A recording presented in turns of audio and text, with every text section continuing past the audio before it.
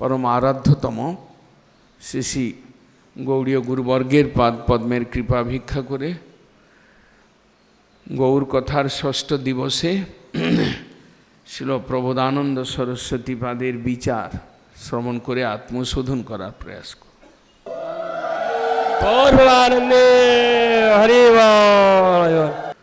स्तुति मुखे वस्तु निर्देश আমরা কয়েকটি শ্লোক শ্রবণ করছিলাম।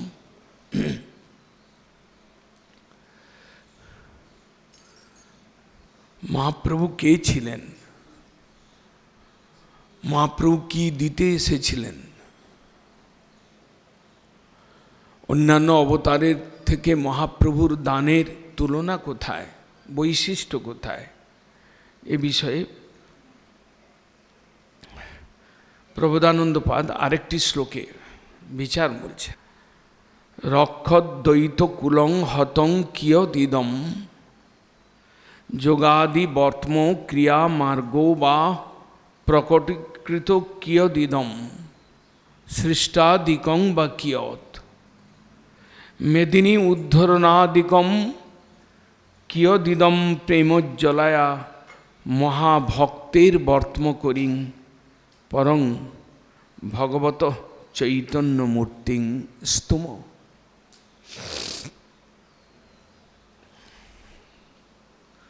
পরম ভগবান, পরং ভগবত শ্রেষ্ঠ ভগবানের প্রকাশ, ভগবত তত্ত্বের পরম প্রকাশ শ্রী চৈতন্য মূর্তিকে আমি স্তুম, আমি স্তব করি, তার গুণের চিন্তন করি, গুণের বর্ণনা করি, গুণের উচ্চারণ করি। পরং ভগবত চৈতন্য মূর্তিং স্তুম, আমি সেই কলিযুগের ত্রাতা, কলিহত জীবের ভাগ্যে উদয়, কলিহত জীবের আশা ভরসার স্থল শ্রী চৈতন্য দেবকে আমি স্তব করি, তার গুণমহিমার কীর্তন করি। সেই চৈতন্য দেব যিনি প্রেমজ্জলায়া মহাভক্তের বত্ম করি, যিনি উজ্জ্বল প্রেম, উন্নত উজ্জ্বল রসাং, উন্নত উজ্জ্বল রসময় প্রেম, যিনি তার পথ, সেই ভক্তির পথ দেখিয়েছেন। ভক্তের বর্তম করি, যে ভক্তির দ্বারা উন্নত উজ্জ্বল প্রেম, ব্রজ জাতীয় প্রেম ঘনীভূত এবং উজ্জ্বল, যে প্রেমের উজ্জ্বলতায় ব্রজভূমি আলোকিত, যে প্রেমের উজ্জ্বলতায় গোপীগণের জীবন মহিমান্বিত, যে প্রেমের উজ্জ্বলতায় কৃষ্ণ স্বয়ং রসিক শেখর নিজে আহ্লাদিত, আনন্দিত, এই রকম এক প্রেম শ্রী চৈতন্যদেব এনেছিলেন। শ্রী চৈতন্যদেব কলিযুগে প্রথম সন্ধ্যায় আবির্ভূত হয়ে তিনি সাধারণী ভক্তি বা প্রেম ভক্তি এর অনেক উপরের বস্তু তিনি দান করবার জন্য, অকাতরে বিলিয়ে দেওয়ার জন্য তিনি এসেছিলেন। সেই চৈতন্য মূর্তিকে আমরা স্তব করি। রক্ষদ্বৈতকুলং হতং কিয়দিদম, অন্যান্য অবতারগণের তুলনায় মহাপ্রভু কি দিয়েছেন, মহাপ্রভুর দানের বৈশিষ্ট্য কোথায় বলতে গিয়ে কয়েকটি অন্যান্য অবতারের কৃপার কথা বলছেন। রক্ষদ্বৈতকুলং হতং কিয়দিদম। অন্যান্য অবতারে রাক্ষস, দৈত্য, অসুর বধ করেছিলেন। রাম আদি অবতারে ক্রোধে নানা অস্ত্র ধরে অসুরেরে করিল সংহার। সেই অসুর সংহার কার্যের মধ্যে ভক্তের হিত, জনহিত,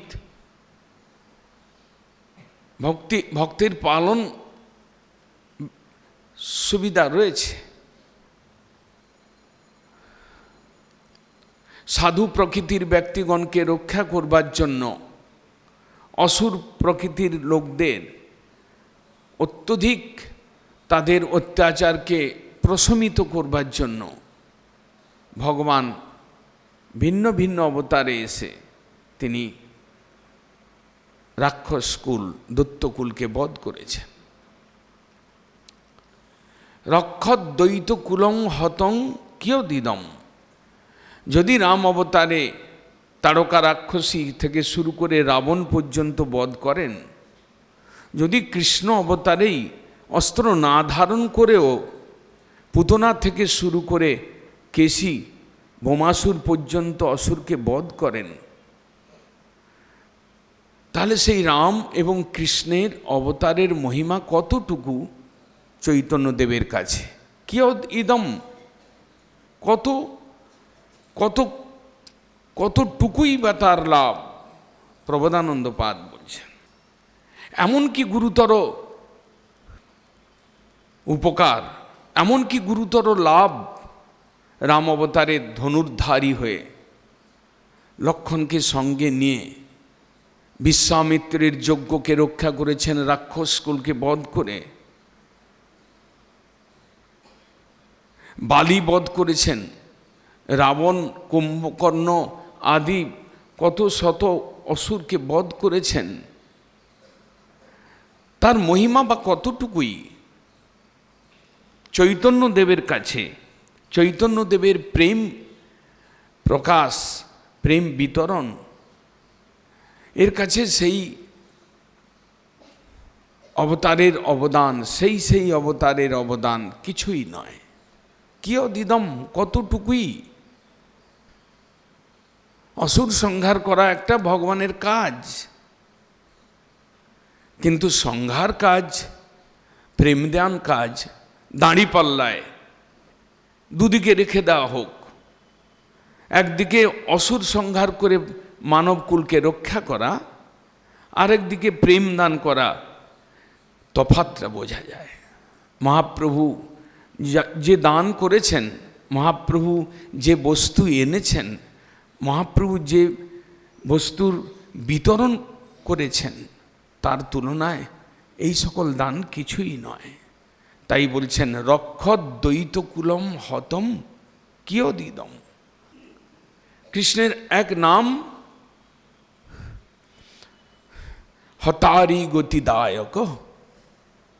যে সকল অসুরকে তিনি বধ করেছেন তাদের গতিদান করেছেন। সাক্ষাতে ব্রজবাসীগণ দেখলেন অঘাসুরের আত্মাটা জলজল করে ঘুরে বেড়াচ্ছে। কৃষ্ণ অঘাসুরের ভেতর থেকে এলেন, সেই আত্মাটা কৃষ্ণের চরণে মিলিত হল, মুক্তিপ্রাপ্ত হলেন। অঘাসুর, বকাসুর, তৃণাবর্তাসুর আদি কত শত শত অসুর এলেন, কৃষ্ণ তাদেরকে গতিদান করলেন। হতারি গতিদায়ক। গতিদান মানে মুক্তিদান, তাকে বাঁচিয়ে দিলেন, তাকে উদ্ধার করলেন, কিন্তু কাউকে তো প্রেম দান করেন নাই। কৃষ্ণ তার নিজের একটা সম্পত্তি প্রেম, সেই প্রেম সম্পত্তি ব্রজে গচ্ছিত ছিল।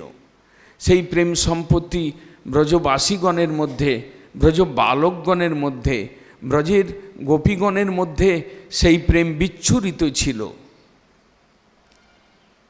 সেই প্রেমের একটা উৎকর্ষ, উৎকৃষ্টতা একটা অদ্ভুত বৈশিষ্ট্য ছিল কৃষ্ণের সেই প্রেমে। কিন্তু তিনি তো প্রেম অকাতরে দান করেন নাই। তিনি তো অসুর নাশন লীলা করেছেন, তাদেরকে তিনি গতিদান করেছেন।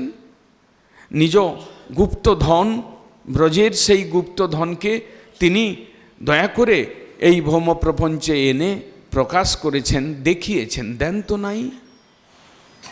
কিন্তু না মাগিলেও ভুবন ভরি জনে জনে যাচিয়া দিয়ল প্রেমধন। না মাগতেও ভুবনের প্রত্যেক জনকে যেচে যেতে সেই প্রেম তিনি দান করেছেন মহাপ্রভুর লীলায়। তাই বলছেন প্রবোধানন্দপাদ, রক্ষদ্বৈত কুলং হতং কিয়দিদম। রাক্ষসকুলকে বধ করে সৃষ্টির ভারসাম্য রক্ষা করা অথবা সাধু জনেদেরকে পালন করা, এটা একটা কাজ। কিন্তু এ কাজের গুরুত্ব, কাজের মধ্যে কতটুকু প্রেম, কতটুকু ভালোবাসা, কতটুকু উদারতার প্রকাশ এর মধ্যে রয়েছে। তুমি অসুরকে ধরলে, মারলে, তাকে উদ্ধার করে দিলে। রাম আদি অবতারে এই রকম তিনি করেছেন, ক্রোধে নানা অস্ত্র ধরে অসুরের এ করিলে সংহার। কিন্তু শ্রী চৈতন্যদেবের দয়ার কাছে, চৈতন্যদেবের দানের কাছে, চৈতন্যদেবের যে বস্তু তিনি দান করেছেন সেই বস্তুর মহত্বের কাছে এই সকল অবতারের দান কোনোভাবেই প্রশংসনীয় নয়। রক্ষদ্বৈতকুলম হতম কিয়দিদম যুগাদি বর্তম ক্রিয়া মার্গ বা প্রকটীকৃত কিয়দিদম। বা অন্যান্য অবতারে ভগবান তিনি যোগ আদি মার্গের প্রকট করেছেন। যোগাদি বর্তম ক্রিয়া মার্গ বা প্রকট ক্রিয়া মার্গ, যোগ সাধনার দ্বারা যে যৌগিক ক্রিয়ার দ্বারা জীবের মুক্তির পথ, জীবের ক্রম মুক্তির পথ দেখানো হয়েছে। এবং সেই যোগ মার্গের প্রকটকর্তা ক্রিয়াযোগ, সাংখ্যযোগ, আত্মবিদ্যা যোগ, এরকম বহু যোগ ভগবান স্বয়ং এসেও কোনো কোনো অবতারে সেই যোগ মার্গ প্রকট করেছেন। কপিল অবতারে মাতা দেবহূতিকে লক্ষ্য করে তিনি সাংখ্যযোগের কথা বলেছেন, আত্ম অনাত্ম জ্ঞানের কথা বলেছেন। 24টি তত্ত্ব, 28টি তত্ত্বের কথা বলেছেন। যে তত্ত্বের দ্বারা এই বিশ্ব সৃষ্টি, সেই তত্ত্বের কথা বলেছেন তিনি। তত্ত্বজ্ঞান, সাংখ্যজ্ঞান, আত্মজ্ঞান কপিল অবতারে এবং দত্তাত্রেয় অবতার অত্রি এবং অনসূয়ার গৃহে অবতীর্ণ হয়ে তিনি আত্মযোগের কথা বলেছেন, আত্মজ্ঞানের কথা বলেছেন, আত্মবিদ্যার কথা বলেছেন। আত্ম এবং অনাত্মবিদ্যা, এই সংসারের বস্তুগুলো জড়, নশ্বর, হেয়। কিন্তু জীব আত্মাগুলো ঈশ্বরের অংশ, আত্মা চেতন, নিত্য তার সত্তা রয়েছে, আত্মা জ্ঞানময়। এই সকল কথা, তত্ত্বকথা কপিল দেব অবতারে বা দত্তাত্রেয় অবতারে বা অন্যান্য যোগী রূপে ভগবান মহাযোগী রূপে অবতীর্ণ হয়ে সেই সকল জ্ঞানকে প্রকাশ করেছেন। কিয়দিদম, সেই যোগ, সেই যে যাজ্ঞিক জ্ঞান, সেই যে আত্মজ্ঞান, সেই যে সাংখ্য জ্ঞান, তার কতটুকুই দাম প্রেমের কাছে। চৈতন্যের যে প্রেম, চৈতন্যদেবের আনিত যে প্রেম, কৃষ্ণ প্রেম, শুধু কৃষ্ণ প্রেম নয়, কৃষ্ণের উন্নত উজ্জ্বল প্রেম, পারকীয় ভাবময় প্রেম, বিপ্রলম্ব রস যুক্ত গাঢ় প্রেম, এই প্রেমের কাছে এই সকল তত্ত্বকথা, এই সকল সাংখ্য জ্ঞানের কথা কিছুই নয়। কিয়দিদম, তারপরে বলছেন সৃষ্টাদিকং বা কিয়ৎ, ভগবান তিনি যুগে যুগে প্রলয় পরবর্তীকালে তিনি সৃষ্টি করেন। এই ব্রহ্মাণ্ড সৃষ্টি, এই কোটি কোটি ব্রহ্মাণ্ডের সৃষ্টি, এই মায়িক জগতের সৃষ্টি, এই অবর জগতের সৃষ্টি, পরাবর বৈকুণ্ঠ আদি চিন্ময় ধাম যেটি নিত্যধাম, এবং এই যে মায়িক ধাম, ভগবানের একপাদ বিভূতি যুক্ত এই যে ধাম, মায়িক ধাম, এর যে সৃষ্টি, ভগবানকে আসতে হয়েছে। ভগবান ব্রহ্মা বিষ্ণু মহেশ্বর এই তিন রূপে এসে সৃষ্টি লীলা করেছেন। তিনি ব্রহ্মা রূপে এসে জীব আয়তন সৃষ্টি করেছেন, জীবের দেহগুলো সৃষ্টি করেছেন। তিনি বিষ্ণু রূপে এসে তিনি অন্তর্যামী রূপে প্রবেশ করে জীবের জীবনে চেতনতা দিয়েছেন, জীবের মধ্যে চেতন সত্তার প্রবেশ করিয়ে জীবের জ্ঞানের প্রকাশ জীবকে দিয়েছেন, পালন করেছেন, আর শিব রূপে সংহার করেছেন। ব্রহ্মা বিষ্ণু মহেশ্বর এই যে ত্রিগুণাবতার, গুণাবতারত্রয়, সত্য রজ তম গুণকে আশ্রয় করে অবতারত্রয়, তারা সে এই আমাদের যারা ঈশ্বর ভোলা জীব, তাদেরকে তাদের ভোগ বৃত্তিকে সাময়িকভাবে চরিতার্থ করে ক্রমে নিবৃত্তির পথে নিয়ে যাওয়ার জন্য ভগবান তিনি সৃষ্টিলীলা করেছেন। আমি এক সময় ভগবানকে ভুলে গিয়েছিলাম। আমি এক সময় ভগবানের শ্রীঅঙ্গ থেকে বেরিয়ে আমি স্বতন্ত্র সুখ বাসনা করেছিলাম। আমি এক সময় ভগবানের বিপরীত দিকে গিয়ে আমি ভোগের মার্গে, ভোগের রাস্তাটাকে চুজ করেছিলাম, আমি চয়েস করেছিলাম। সেই সকল জীব আমার মতো যারা ভগবানকে ভুলে নিজ ভোগ সুখের প্রতি আকৃষ্ট হয়েছিলেন, পুরুষ ভাবেতে সেই জড়ে প্রবেশিল। ভগবান তাদেরকে পুরুষ ভাব দিয়ে জড়ে প্রবেশ করিয়েছিলেন, এই মায়িক ব্রহ্মাণ্ডে এনেছিলেন। সেই সব যেই জীব যেই ভোগ বাঞ্ছা কইল, পুরুষ ভাবেতে সেই জড়ে প্রবেশিল।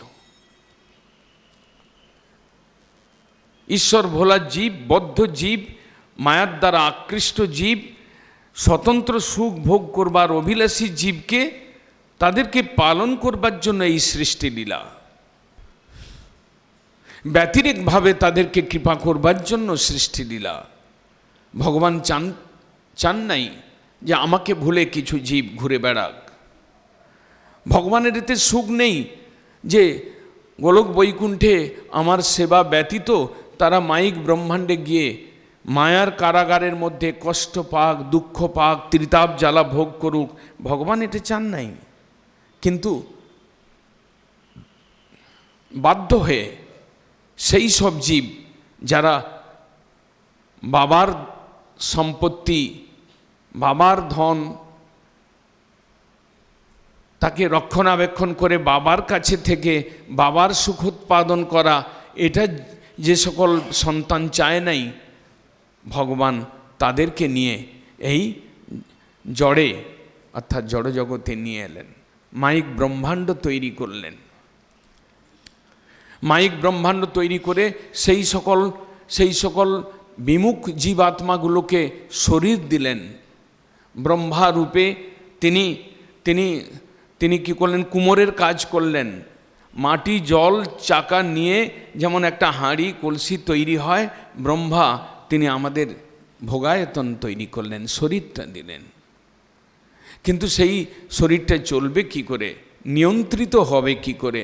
তাই ভগবান অন্তর্যামী রূপে, তিনি ক্ষীরোদশায়ী রূপে গর্ভদোষায়ী রূপে ব্রহ্মাণ্ডের অন্তর্যামী হয়ে প্রবেশ করে জীবের যে ভোগ, জীবের যে জড় ভোগ, সেই ভোগ কার্যতে সাহায্য করবার জন্য সাক্ষী রূপে তিনি অন্তর্যামী হয়ে জীবের মধ্যে প্রবেশ করলেন। এটা তার করুণা। ভগবানের যে সৃষ্টি লীলা, এই সৃষ্টি লীলাটাও তার ব্যতিরেক কৃপা, যে জীবকে দুঃখ কষ্টর মধ্যে ফেলে পুনরায় স্বস্থানে ফিরে আসবার জন্য একবার চান্স দেওয়া। তাই তিনি আবার যখন সৃষ্টির ভার বেড়ে যায় তখন কালেতে তিনি সংহার করেন, শিব রূপে তিনি সংহার কার্য করতে লাগেন। এই যে ব্রহ্মা বিষ্ণু মহেশ্বর, এই যে রজগুণ সত্যগুণ এবং তমগুণে আবিষ্ট হয়ে ভগবান এই যে তিনি সৃষ্টাদি কার্য করেছেন, জীবকে ঘুরিয়ে ঘুরিয়ে ভ্রমণ করিয়ে করিয়ে বিভিন্ন শরীর দিয়ে যোনিতে ভ্রমণ করিয়ে কষ্ট ত্রিতাপ ভোগ করিয়ে করিয়ে তার নির্বেদ এনে তাকে ক্রমে নিজের দিকে নিয়ে যাওয়ার ব্যবস্থা করেছেন। এই সংসারে ধাম, সাধু, নাম, তীর্থ, ভাগবত, তুলসী, গঙ্গা এইসব বস্তুগুলোকে প্রকট করিয়ে, এই বস্তুগুলোকে ধরে যারা জীব যারা এই মায়ার সংসার থেকে উদ্ধার পেতে চায় তাদের উদ্ধারের ব্যবস্থা রেখেছেন তিনি। সাধু শাস্ত্র কৃপায় যেই কৃষ্ণ উন্মুখ হয়, সেই জীব নিস্তরে মায়া তাহারে ছাড় হয়। জীবকে নিস্তার করবার জন্য তিনি সাধু রেখেছেন, শাস্ত্র প্রণয়ন করেছেন, যারা এইগুলোকে ধরে বেরিয়ে যেতে পারে। সব জীব যেন ক্রমে তারা ঊর্ধ্বে মুক্তির পথ, ভগবানের ভক্তির পথ ধরতে পারে, ভগবান তার ব্যবস্থা করেছেন এই সৃষ্টি লীলায়। সৃষ্টি লীলার মধ্যে কৃপা লীলাকে প্রবেশ করিয়ে ভগবান কৃপা করেছেন। তাই প্রবোধানন্দপাদ বলছেন, সৃষ্টাদিকং বা কিয়ৎ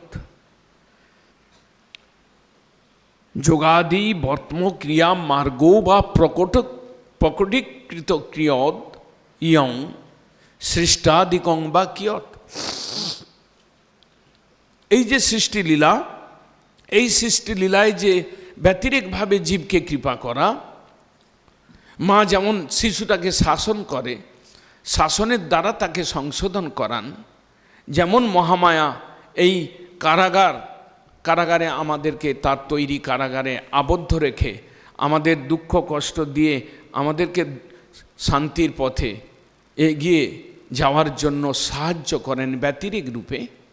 এই জন্য তার সৃষ্টি লীলা ভগবানের। সেই সৃষ্টাদিকং বা কিয়ৎ। চৈতন্যদেব এলেন, চৈতন্যদেব ভাগবত আলিঙ্গন করলেন, তুমি ভাগবত পড়ো। চৈতন্যদেব কৃষ্ণ বলে কাঁদলেন, তুমি কৃষ্ণ বলে কাঁদো। চৈতন্যদেব হাত উঠে গৌর হরিনাম কীর্তন করলেন, গৌর হরিনাম করতে বললেন, তোমরা করো।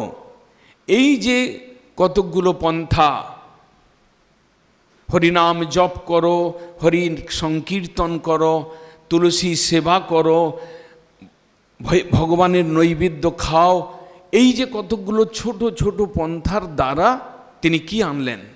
তিনি কৃষ্ণ প্রেম ধনী করলেন।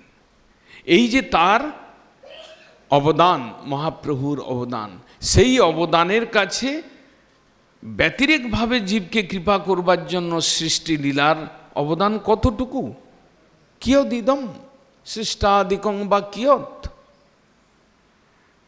মেদিনী উদ্ধরণাদিকম কিয়দিদম। মেদিনী পৃথিবীকে উদ্ধার করেছিলেন ভগবান, বরাহ মূর্তি নিয়ে তিনি পৃথিবীকে স্থাপন করেছিলেন, সাম্যাবস্থায় স্থাপন করেছিলেন। পৃথিবী জলমগ্ন ছিল, বরাহ অবতার রূপ নিয়ে তিনি দন্তাগ্রের পৃথিবীকে উঠিয়ে নিয়ে এলেন। রাস্তায় হিরণ্যাক্ষের সঙ্গে বিরাট তুমুল যুদ্ধ হলো, তাকে তিনি মারলেন, পৃথিবীকে স্থাপন করলেন। সেই স্থাপন করেছেন বলে আমরা আজ সেই পৃথিবীর মধ্যে রয়েছি, সুন্দরভাবে রয়েছি, খাচ্ছি দাচ্ছি পড়ছি। এই যে মেদিনী উদ্ধরণাদিকম, এই যে বরাহ রূপ ধারণ করে মেদিনী বা পৃথিবীকে উদ্ধার করা, আমাদের সুবিধা করে দেওয়া, এর অবদানই বা কতটুকু? মেদিনী উদ্ধরণাদিকম কিয়ৎ ইদম প্রেমোজ্জ্বলায়া মহাভক্তের বর্তম করি ভগবত পরং ভগবত চৈতন্য মূর্তি স্তুম। আমি সেই বিশুদ্ধ প্রেম, বিশুদ্ধ কৃষ্ণ প্রেম, সকাম উপাসনা, নিষ্কাম উপাসনা, খিচড়ি উপাসনা অর্থাৎ মিশ্রা ভক্তির উপাসনা, এই সকল পথকে ধিকৃত করে শ্রী চৈতন্যদেব এনেছিলেন। তিনি শুদ্ধ ভক্তির পথ, প্রেমের পথ এনেছিলেন। তিনি ভক্তির ছোট ছোট অঙ্গগুলোকে কিভাবে নিজের লীলার মধ্যে হাইলাইট করে তিনি ভগবানের সুখানুসন্ধানময়ী ভক্তি, কৃষ্ণ প্রীতি মূলা ভক্তি তিনি প্রকাশ করে অন্তে তিনি কি দিলেন? সেই প্রেমের ফলস্বরূপ তিনি বিপ্রলম্ব রসময় প্রেমের আবিষ্কার করলেন। গাঢ় প্রেম, ব্রজজাতীয় প্রেম, পারকীয় প্রেম তিনি প্রকাশ করলেন।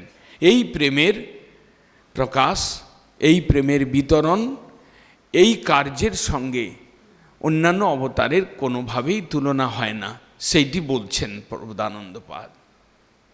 রাম অবতারে তিনি ধনুর্ধারী, রাম অবতারে তিনি রাক্ষসকুলকে নিহত করেছেন, কৃষ্ণ অবতারে তিনি বহু অসুরকে সংহার করেছেন, তিনি কপিলদেব অবতারে তিনি মাতাকে লক্ষ্য করে জগৎকে সাংখ্য জ্ঞান দিয়েছেন, তিনি দত্তাত্রেয় অবতারে তিনি আত্মবিদ্যা দান করেছেন, তিনি বরাহ অবতারে তিনি মেদিনী উদ্ধার, পৃথিবী উদ্ধার করেছেন, তিনি ব্রহ্মা বিষ্ণু মহেশ্বর রূপে তিনি সৃষ্টাদি কার্য করে জীবের কর্মফল ভোগ বাসনাকে চরিতার্থ করে ক্রমমুক্তি বা নিবৃত্তি দিকে যাওয়ার ব্যবস্থা নিয়েছেন।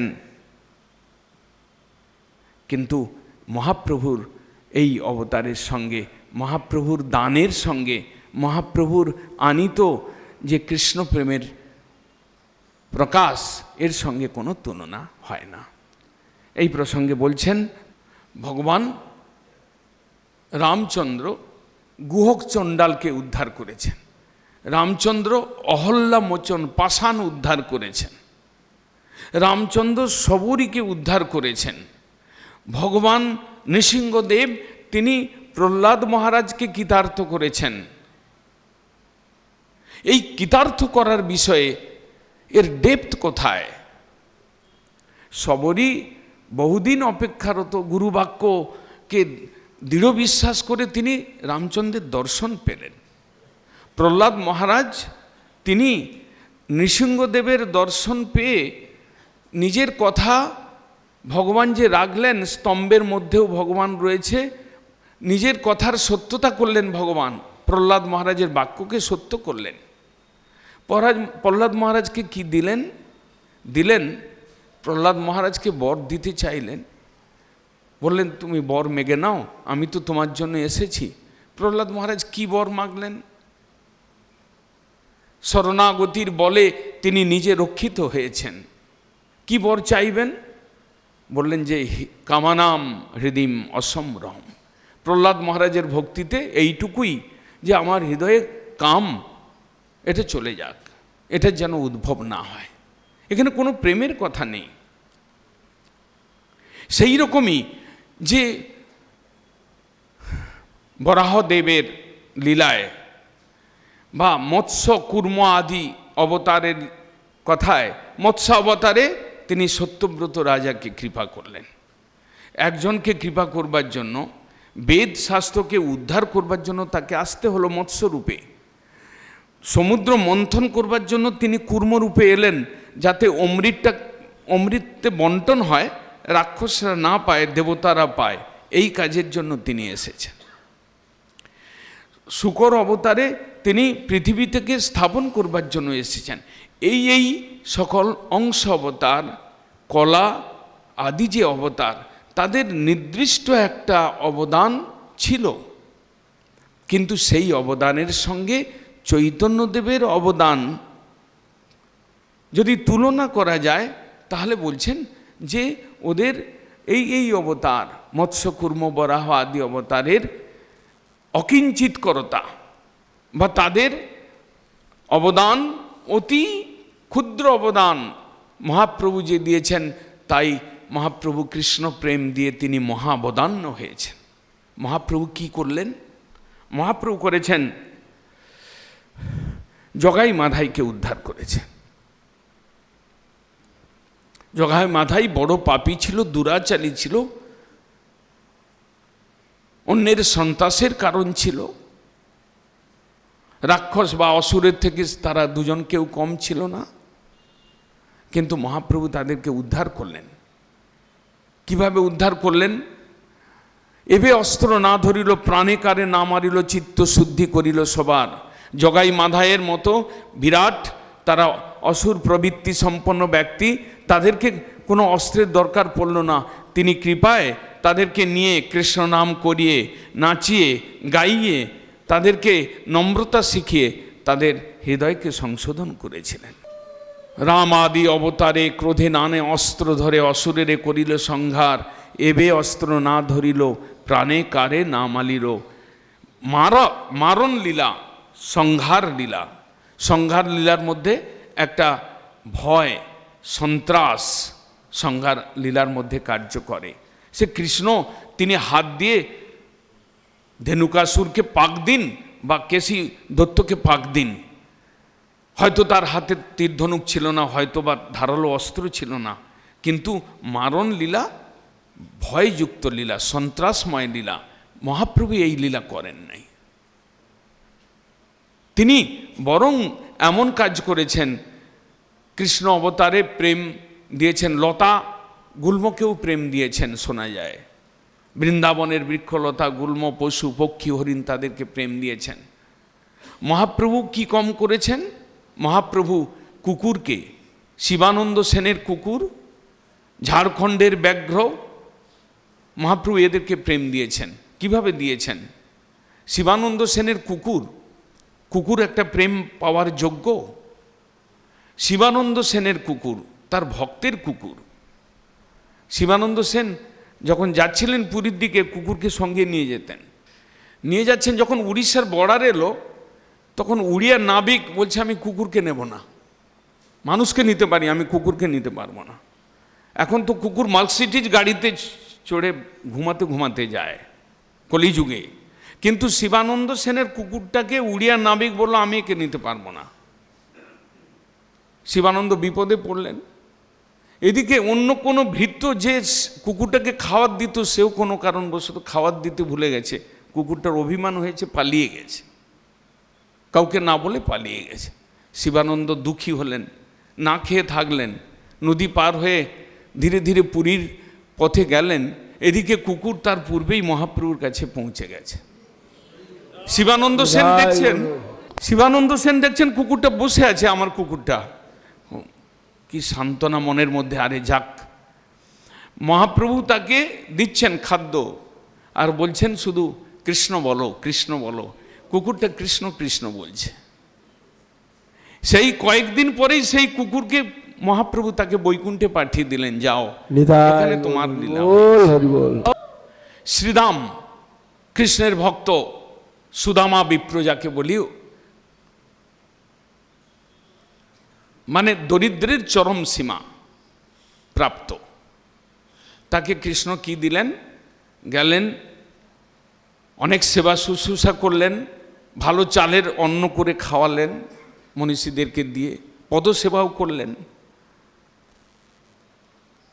তারপরে সুদামা যখন বাড়ির কাছে ফিরে গেলেন, দেখলেন একটা বিরাট অট্টালিকাও পেয়েছি, আমি অনেক সেবাও পেলাম, বন্ধু আমাকে অনেক সেবা দিল এবং মানে গুরুর মতো সম্মান করলো এবং আমাকে একটা অট্টালিকা দিয়ে দিয়েছেন।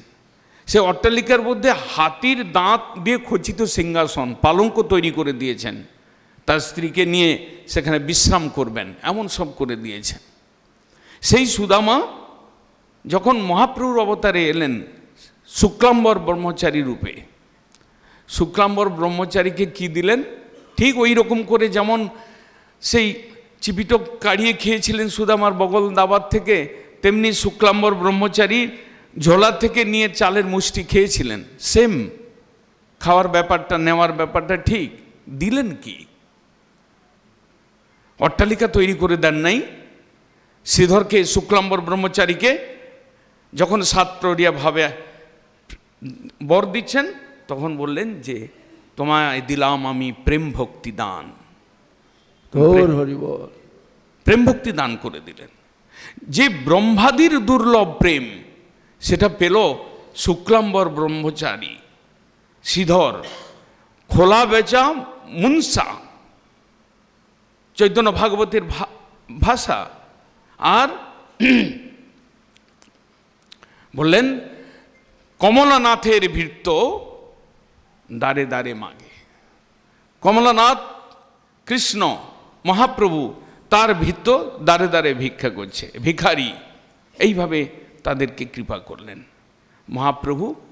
তিনি যখন এই নবদ্বীপ ছেড়ে বেরোলেন, তিনি প্রথমেই সার্বভৌম ভট্টাচার্যকে ধরলেন, বৈদান্তিক পণ্ডিত, জ্ঞানের পাহাড়, উচ্চ পাহাড়। তৎকালীন যুগে এত বড় পর্বত, জ্ঞানের পর্বত আর ছিল না। মহাপ্রভু কীরকম কৌশল করলেন, ওখানে জগন্নাথের কাছে যে মূর্ছিত হয়ে পড়ে গেলেন, ওখানে কায়দা করে সার্বভৌম ভট্টাচার্যের গৃহে পৌঁছলেন। অনেকক্ষণ মূর্ছিত থেকে নিজের চেতনা পেলেন। সার্বভৌম ভট্টাচার্যের সঙ্গে শিষ্যতুল্য ব্যবহার করলেন। সার্বভৌম ভট্টাচার্য মিষ্টি মিষ্টি কথা বললেন, ইনিও মিষ্টি মিষ্টি কথা শুনলেন। সার্বভৌম ভট্টাচার্য বললেন, তোমার তো সব ভালো লাগছে, কিন্তু তুমি এত অল্প বয়সে সন্ন্যাস নিয়েছ। বললেন যে আমি খুব অন্যায় করেছি গুরুদেব, আমি মনের বিভ্রম, চিত্তের বিভ্রমে আমি এসব করে ফেলেছি। কীরকম নাটকটা করলেন, চিত্তের বিভ্রমে আমি এইরকম একটা কাজ করে ফেলেছি। 24 বছর বয়স, ভরা যৌবন, আর তুমি এই সময় সন্ন্যাস নিয়েছো। কোন শাস্ত্রে লেখা রয়েছে? কোনো শাস্ত্রেই নেই। মানুষ সংসার ভোগ করে অথবা ভোগ প্রবৃত্তি শেষ হলে, তার বয়স হলে 60 বছর বয়স ঊর্ধ্বে সন্ন্যাস করে, আর তুমি 24 বছর বয়সে। বলে এটা আমার ভুল হয়েছে, আমি মনের বিক্ষেপে করে ফেলেছি। আর বললেন যে তুমি সন্ন্যাস যদি হয়েছো, তাহলে তুমি কেন বেদান্ত অনুশীলন করো না? বলো ওটাও আমার ভুল। আমি খালি কৃষ্ণনাম করতে থাকি, আর আমি ওই রকম আমাকে নাচায় গাওয়ায়। আমি এরকম গুরুর কাছে গিয়েছিলাম, গুরু মোরে মূর্খ দেখি করিল শাসন, মূর্খ তুমি, তোমার নাহে বেদান্তে অধিকার। কি বলছেন? সংস্কৃত টোলের পণ্ডিত অধ্যাপক শিরোমণি বাংলাদেশকে কাঁপিয়ে এলেন, আর তিনি বলছেন সার্বভৌম ভট্টাচার্যের কাছে যে আমাকে গুরু বলল তুমি মূর্খ। আমি সেই জন্য আমি বললাম যে আমি তো কিছু করতে পারবো না, তাহলে আপনি কি দিন, ব্যবস্থা দিন। বলে কৃষ্ণ নাম জপ গিয়া এই মন্ত্র সার। এখন আমি তাই কৃষ্ণ নাম জপ করতে শুরু করলাম। কীরকম চাতুর্য করলেন সার্বভৌম ভট্টাচার্য। লাস্টে বললেন তোমার কাছে তো আমি একটু বেদান্ত শুনবো, যখন এসেছি সন্ন্যাসী, এখন যাও, করে ফেলেছি, তুমি একটু বেদান্ত শোনাও আমাকে। 7 দিন পর্যন্ত বেদান্ত শোনালেন। মাথা আর নড়ে না, আ হু হা টু টা কিছুই শব্দ নেই। সার্বভৌম ভট্টাচার্য বললেন যে আরে কী ব্যাপার, তুমি 7 দিন শুনছো, কোনো মাথাই নাড়ছো না, টুটা শব্দই করছে না, কোনো প্রশ্নই যাচ্ছে না তোমার মধ্যে। বলে না গুরুদেব, আমি তো ভালো মতোই শুনছিলাম, শুনছিও, মন দিয়েই শুনছি, সব বুঝতে পারছি, সিদ্ধান্তটা সব বুঝতে পারছি, কিন্তু আপনার ব্যাখ্যাটা বুঝতে পারছি না। আপনি যা সব কথা বলছেন বেদান্তের কথা, ওর মধ্যে যা সিদ্ধান্ত আছে আমি বুঝতে পারছি, কিন্তু আপনার ব্যাখ্যা আমি কিছু বুঝতে পারছি না। খালি অহং ব্রহ্মাস্মি এইরকম করে যাচ্ছেন, সোহম করে যাচ্ছেন। আমি তো জানি যে ভগবান সচ্চিদানন্দ বিগ্রহ, আর ব্রহ্ম তার অঙ্গের জ্যোতি, আমি এইটুকু জানি। বেদান্ত পড়ে, ভাগবত পড়ে এবং বেদ পড়ে তো আমি এইটুকু জেনেছি। আপনার ব্যাখ্যা এবং আমার অনুভূতির সঙ্গে সামঞ্জস্য পাচ্ছি না।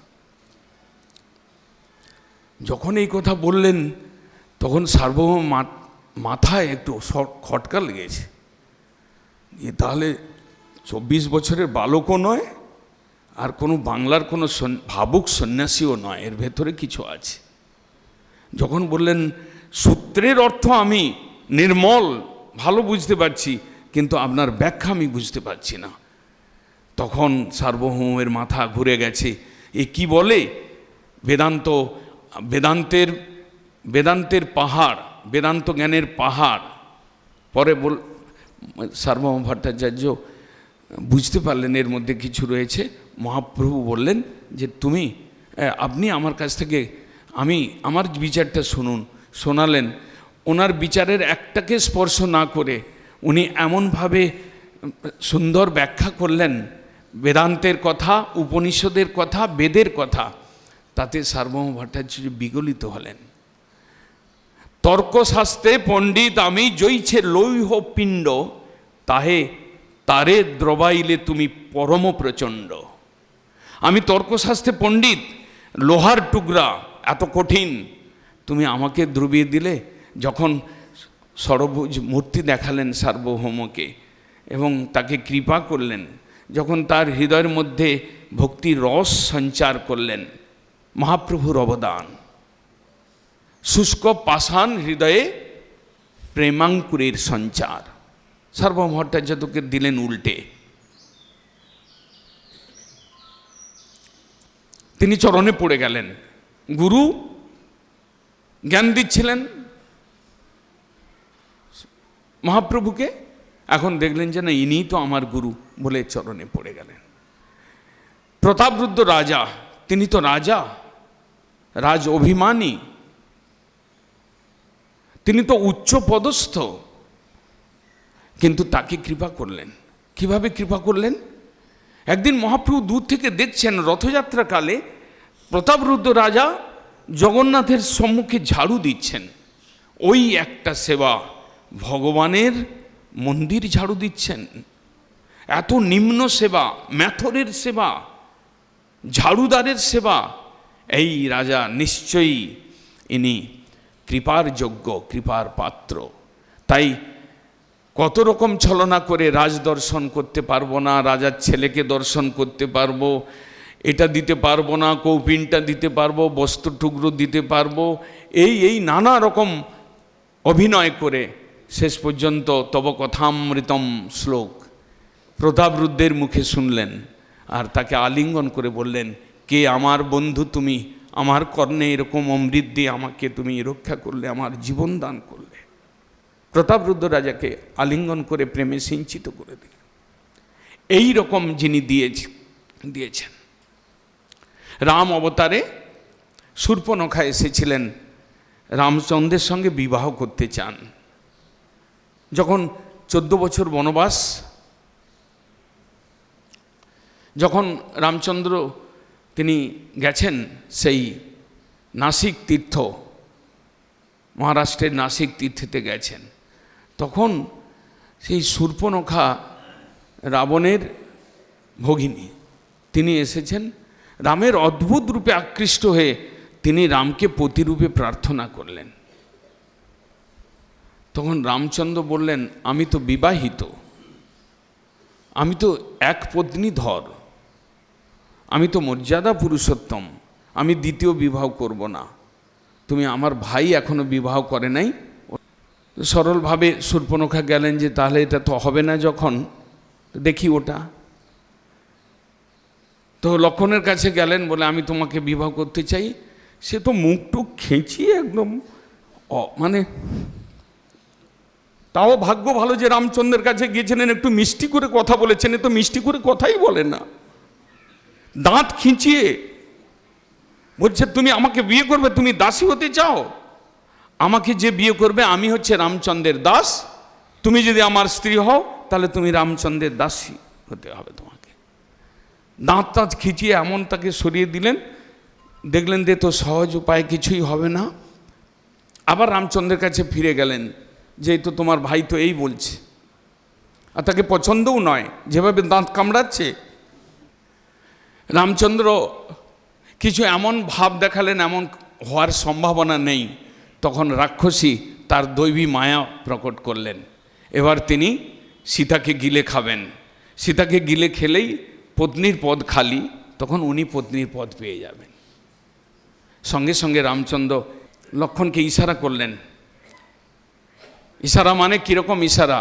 যেমন দুষ্ট তার তেমনি শাস্তি, তরোয়াল দিয়ে এর নাক আর কানটাকে ছেঁটে দাও, আর কোনোদিন বিবাহ করবার ইচ্ছা থাকবে না, কোনোদিন কোনো পতি এর দিকে তাকাবে না, বিরূপ করে দাও। এই হচ্ছে রামচন্দ্রের প্রেম লীলা। চৈতন্যদেব সে তুলনায় কি করলেন? জগন্নাথ দর্শন করছেন, স্কন্দের উপরে একজন আদি বর্ষা নিজ জাতির মহিলা তার স্কন্দে পা দিয়ে জগন্নাথ দর্শন করছেন। গোবিন্দ তাড়াতাড়ি সেই মেয়েটাকে নামানোর চেষ্টা করছেন, মহাপ্রভু তাকে মানা করলেন, অহো ভাগ্যবতী ইহা বন্দি ইহার পায়, ইহার প্রসাদে ওইছে ভক্তি আমার বা হয়। এর বন্দনা করছি আমি, এর চরণ বন্দনা করছি। এই মহিলার যা ভক্তি, আমার মধ্যে সেই ভক্তি নেই। ও জানে না কার কাঁধে পা দিয়ে জগন্নাথ দর্শন করছে, তার মানে জগন্নাথের প্রতি তার এত আকর্ষণ, জগন্নাথের প্রতি তার এত প্রীতি, জগন্নাথের প্রতি এত তার আবেশ, ওটা তো আমারও নেই। অতএব ওর চরণ বন্দনা কর। এখন কৃষ্ণ অবতারেও একটু বিচার করা যাক। কৃষ্ণ অবতারে কৃষ্ণ গোচারণ করতেন, গোবৎস চারণ। তখন তার বয়স এই 6-7 বছর। ব্রহ্মা কোনোভাবে মোহিত হয়ে তিনি গোবৎসগণকে হরণ করলেন। বনভোজন করছিলেন অঘাসুর বধ লীলার দিন। কৃষ্ণ যখন গরুর বাছুরগুলোকে খুঁজতে গেলেন, তখন কৃষ্ণের সখাগণকেও নিয়ে পালিয়ে গেলেন ব্রহ্মা। যোগমায়া বলে যোগনিদ্রায় তাদেরকে শয়ন করিয়ে গুফার মধ্যে রেখে দিলেন। পরে কৃষ্ণ নিজের ঈশ্বরত্ব প্রকাশ করে তিনি সেই সব বালক এবং সেই সকল গরুর বাচ্চা তাদেরকে যথারূপ তৈরি করে তিনি 1 বৎসরকাল লীলা করলেন। যখন 1 বৎসর পরে ব্রহ্মা জানতে পারলেন, ব্রহ্মা যে আমি যা হরণ করেছিলাম, কিন্তু সবগুলোই তো দেখি সব কৃষ্ণের কাছে খেলা করছে। পরে যোগনিদ্রা পাহাড়ের গুফায় গিয়ে দেখলেন, সেখানেও দেখলেন ওরাও যোগনিদ্রায় শুয়ে আছে। ডুপ্লিকেট তৈরি করে নিয়েছেন ইনি। কোনো অসুবিধা হয়নি কৃষ্ণের। ব্রহ্মা বুঝতে পারলেন আমার এটা উচিত হয়নি, ভুল হয়েছে, অপরাধ। আমি যিনি মায়াবী তার উপরে আমি মায়া চালাতে চেষ্টা করেছি, মায়াবীগণের যিনি মায়াবী। তো ভুল বুঝতে পেরে ব্রহ্মা ক্ষমা চাইতে গেলেন, একাকী ক্ষমা চাইতে গেলেন। যখন সখাজন নেই, সখা বাচ্চা ছেলের সামনে এই বুড়ো মানুষটা ক্ষমা চাইতে যাবে, সেটা ভালো? কৃষ্ণ নাই তো ভগবান ঈশ্বর, তার চরণে পড়ে গেলে কোনো অসুবিধা নেই, বাচ্চা হোক আর যাই হোক। উনি গেলেন, প্রণাম করলেন, ক্ষমা চাইলেন। কৃষ্ণ মিষ্টি মিষ্টি কথা বললেন, ঠিক আছে ব্রহ্মা, এরকম করো না, এটা করা উচিত নয়, তুমি কি করলে, এরকম ভুল আর কোনো দিন করো না, এইরকম বলে তাকে পাঠিয়ে দিলেন। ক্ষমা হয়ে গেল। উনি কিন্তু ভিতরে জ্বলছেন। উনি দেখলেন যে আমার কোথায় ক্ষমা, এ তো মিষ্টি দু একটা কথা বলে ছেড়ে দিয়েছে। উনি এলেন এই মহাপ্রভু অবতারে। উনি চিন্তা করলেন, বিচার করে দেখলেন যে কোন অবতার রয়েছে দয়ালু অবতার, যে পাপ তাপ অপরাধের বিচার করে না, ক্ষমা করে দেয়। উনি বুঝলেন যে মহাপ্রভু কলিযুগে অবতীর্ণ হবেন। উনি এখানে এলেন হরিদাস ঠাকুর রূপে। নামাচার্য হরিদাস মহাপ্রভুর লীলায় কৃষ্ণ নামের প্রচার করলেন। বহু অলৌকিক লীলা বিলাস হরিদাসের জীবনে দেখা গেল। এমনকি মায়া দেবী স্বয়ং তিনি হরিদাস ঠাকুরের চরণে ক্ষমা ভিক্ষা করে তার কাছে শিষ্যত্ব গ্রহণ করলেন। মায়া দাসী, মায়া দেবী তিনি হরিদাসের দাসী হয়ে তার কাছে মন্ত্র গ্রহণ করলেন। সেটা বড় কথা নয়, কিন্তু মহাপ্রভু তাকে কি দিলেন? মহাপ্রভু তার অপরাধ কীরকমভাবে ক্ষমা করেছেন, যে এমনকি তার মৃত্যুর পরেও তার শরীরটাকে কোলে নিয়ে শেষ কার্য করবার জন্য সমুদ্রের তীরে নিয়ে গেছেন বালুকা দেওয়ার জন্য। শুধু তাই নয়, তার মহোৎসব করবার জন্য নিজে আঁচল পেতে ভিক্ষা করেছেন। এমন দয়ালু মহাপ্রভু আর কোনো অবতারে এইরকম করেছেন কি? কৃষ্ণ মিষ্টি মিষ্টি কথা বলে দুটো কথা বলে বিদায় দিয়েছিলেন, ইনি তো তার শ্রীঅঙ্গ, তার লাস্ট ইচ্ছাটাকে পূরণ করেছেন। হরিদাস ঠাকুর বলছেন, আমি তোমাকে দেখতে দেখতে আমি মৃত্যুবরণ করতে চাই। মহাপ্রভু বললেন, তুমি আমার আগে চলে যাবে, আমি কাকে নিয়ে লীলা করব? বললেন, না না, ওসব তুমি নাটক করো না, তুমি দলবল নিয়ে হরিসংকীর্তন করবে, এই রূপ দেখতে দেখতে আমার প্রাণ যেন চলে যায়। তিনি তার দাসত্ব করলেন, মহাপ্রভু তার ইচ্ছা পূর্তি করলেন। মৃত্যুর পরে তাকে নিয়ে শ্মশানে নিয়ে গেলেন, তার শেষকৃত্য করলেন, তার শ্রাদ্ধ করলেন, তার উৎসব করলেন, সকলকে প্রসাদ খাওয়ালেন। এইরকম দয়ালু তিনি ছিলেন।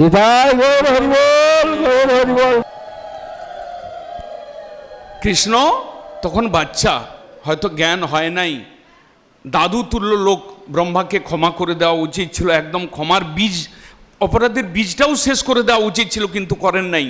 অপরাধের বীজ নষ্ট হয়েছে মহাপ্রভুর অবতারে। তখন নাই তো কৃষ্ণ বাচ্চা ছিলেন। আচ্ছা ঠিক আছে, যখন উনি 11 বছর 12 বছর বয়স, যখন উনি মথুরায় লীলা শুরু করেছেন, যখন কংসের ধনুর্যজ্ঞে উনি গেছেন, কংসের সেই বিরাট ধনুষটাকে দু টুকরা করে দিয়েছেন, কুবলয়া পীড়ের দাঁত টাঁত উঠিয়ে ইয়ে করে দিয়েছেন, চামর মুষ্টিক টুষ্টিককে একদম মেরে পিটিয়ে ঠান্ডা করে দিয়েছেন। এমনকি নিজের মামা কংসকে উপর থেকে বসেছিলেন, তার চুলটা ধরে টানতে টানতে ঘষড়ে ঘষড়ে ফেলে মেরে দিয়েছেন। এই হচ্ছে কৃষ্ণের অবতারের করুণা। সেই কৃষ্ণ, সেই কংস যখন কাজী হয়ে এলেন মহাপ্রভুর অবতারে, মহাপ্রভু নগর সংকীর্তন করলেন, কাজীকে কীর্তন শোনালেন, কাজীর ঘরের চতুর্দিকে হরিকীর্তন করতে করতে সকলকে নাচালেন। পরে কাজীকে ডেকে বোঝালেন যে এটা কি তোমার উচিত আমার মৃদঙ্গ ভেঙে দেওয়া? এমনভাবে কথা বললেন, কাজীর 2 চক্ষু বহে পানি। কাজীকে বিগলিত করলেন, কাজীকে কাঁদিয়ে ছাড়লেন, কাজীকে উদ্ধার করে ছাড়লেন, কাজীর মুখে কৃষ্ণনাম করিয়ে ছাড়লেন। এই হচ্ছে মহাপ্রভু এবং কৃষ্ণের লীলার তফাৎ। তাই প্রবোধানন্দপাদ একটু ইঙ্গিত দিলেন, যদি রাক্ষসকুল দৈত্যকুলকে মেরে থাকেন ভগবান, তাদেরকে মেরে সৃষ্টিকে সাম্যাবস্থায় রাখতে চেষ্টা করেন, তাহলে সেটাও একটা কাজ, কিন্তু সেই কাজের কতটুকু দাম মহাপ্রভুর লীলার থেকে? যদি তিনি বরাহ অবতারে পৃথিবীকে স্থাপন করেন, যদি তিনি কপিল অবতারে সাংখ্য জ্ঞান দান করে থাকেন, যদি তিনি ব্রহ্মা বিষ্ণু মহেশ্বর রূপে সৃষ্টি স্থিতি এবং সংহার কার্যকে করে থাকেন, তাহলে সেই কার্য আর মহাপ্রভুর প্রেম দান লীলা, এর মধ্যে তফাৎ কোথায়? আঙুল দিয়ে দেখিয়ে দিয়ে বলছেন, নাহি নাহি নাহি ভাই, শ্রী গৌরাঙ্গ চাঁদ বিনা দয়ার ঠাকুর নাহি আর। বাঞ্ছা কল্পতরু ভস্য কৃপা। নিতাই গৌর হরিবল, গৌর হরিবল, হরিবল।